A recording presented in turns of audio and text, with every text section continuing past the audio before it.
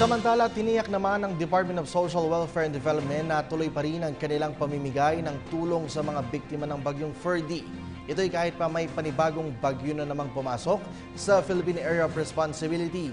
Sa katunayan, nito lamang ay nagpulong ang Disaster Response Assistance and Management Bureau at Field Office 2 ng DSWD para talakayin ang pagkakaloob ng emergency shelter assistance at ng cash for work sa mahigit 2,240 pamilyang nasiraan ng tahanan sa probinsya ng Batanes.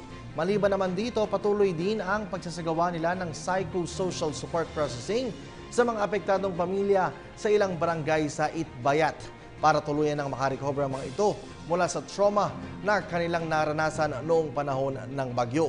Samantala, siniguro din ni DSWD Secretary Judy Taguiwalo na naghahanda na rin sila para sa posibleng epekto naman ng bagyong Helen.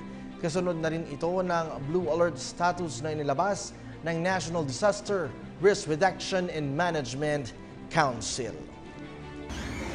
Ako po si Cathy San Gabriel. Subscribe na sa PTV YouTube channel. I-click lang po ang subscribe button.